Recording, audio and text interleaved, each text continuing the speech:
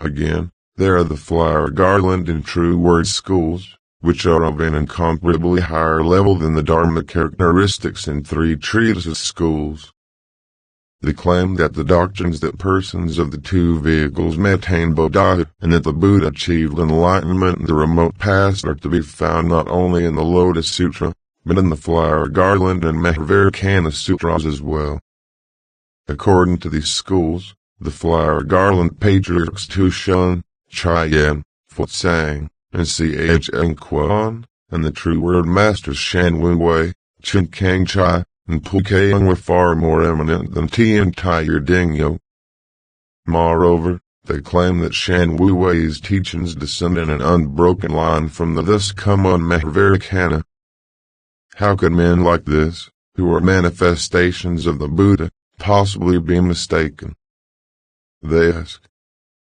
They point to the passage in the Flower Garland Sutra that reads, "Some people perceive that measurable numbers of kalpas have passed since Shakyamuni attained the Buddha way," or the passage in the Mahavajrayana Sutra that says, "I, Mahavajrayana Buddha, am the source and beginning of all things." Why, they ask, would anyone claim that it is the lifespan chapter of the Lotus Sutra alone that expounds the doctrine that Shakyamuni attained enlightenment long ago?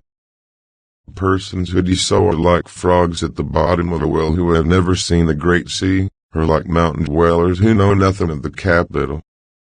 You people look only at the lifespan chapter and know nothing of the Flower Garland, the Mahavajrayana, and the other sutras. Do you suppose that, in India and China, and in Silla and Pech in Korea, people believe that these two doctrines are limited to the Lotus Sutra alone?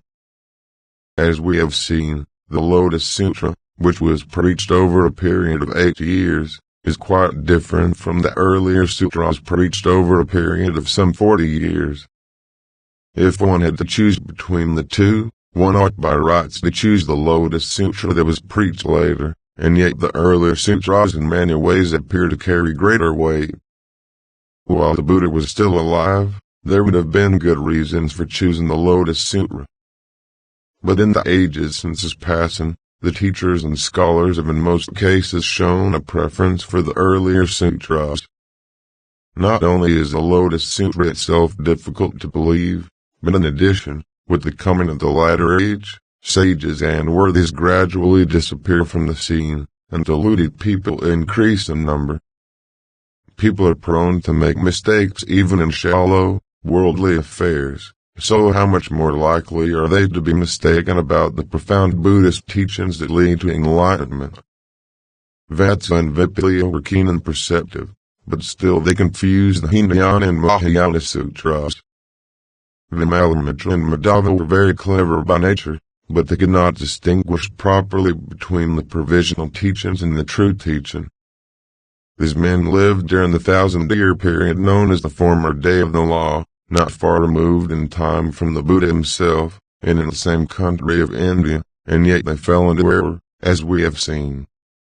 How much more likely, therefore, that the people of China and Japan should do so, since these countries are far removed from India and speak different languages from it. Now human beings have grown increasingly dull by nature, their lifespan diminishes steadily, and the poisons of greed, anger, and foolishness continue to multiply.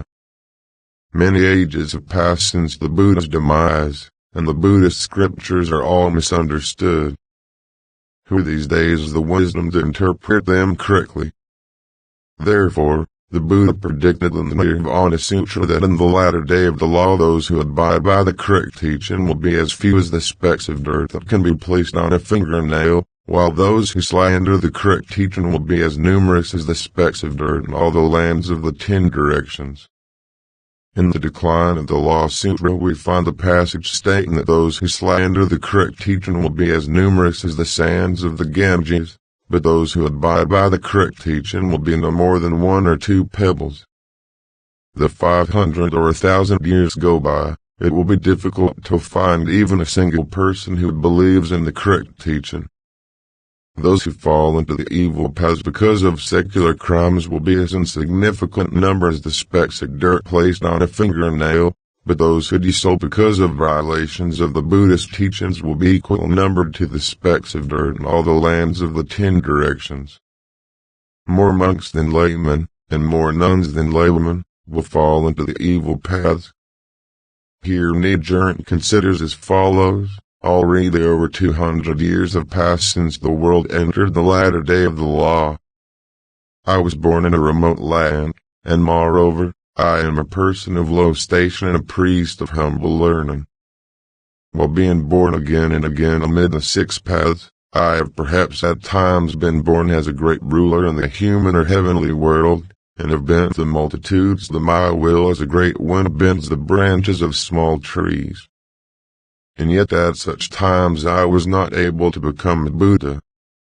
I studied the Hinayana and Mahayana sutras, beginning as an ordinary practitioner with no understanding at all and gradually moving upward to the position of a great bodhisattva.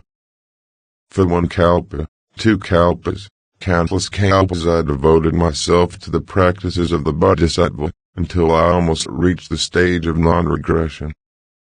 And yet I was dragged down by the powerful and overwhelming influences of evil, and I never attained Buddhahood.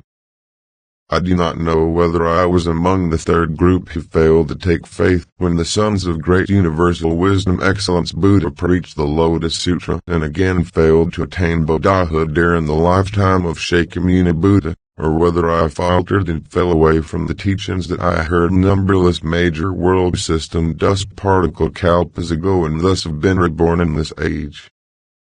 While one is practicing the teachings of the Lotus Sutra, one may surmount all kinds of difficulties occasioned by the evil forces of worldly life, or by the persecutions of rulers, non-Buddhists, or the followers of the Hinayana Sutras. And yet one may encounter someone like Tao Cho, Shantao, or Anan, priests who seemed thoroughly conversant with the teachings of the provisional and the true Mahayana Sutras, but who were in fact possessed by devils. Such men seem to praise the Lotus Sutra most forcefully, but in fact they belittle the people's capacity to understand it, claiming that its principles are very profound but human understanding is slight. They mislead others by saying that not a single person has ever attained Buddhahood through that sutra, or that not even 1 person in 1,000 can be saved by it. Thus, over a period of countless lifetimes, people are deceived as often as there are sands in the Ganges, until they abandon their faith in the Lotus Sutra and descend to the teachings of the provisional Mahayana Sutras, abandon these and descend to the teachings of the Hinayana Sutras, and eventually abandon even these and descend to the teachings and scriptures of the non-Buddhist doctrines. I understand now too well how, in the end, people have come in this way to fall into the evil paths. I, Nichiren, am the only person in all Japan who understands this. But if I utter so much as a word concerning it, then parents, brothers, and teachers will surely censure me, and the ruler of the nation will take steps against me. On the other hand, I am fully aware that if I do not speak out I will be lacking in compassion. I have considered which course to take in the light of the teachings of the Lotus and Nirvana Sutras. If I remain silent, I may escape persecutions in this lifetime, but in my next life I will most certainly fall into the hell of incessant suffering. If I speak out, I am fully aware that I will have to contend with the 3 obstacles and 4 devils.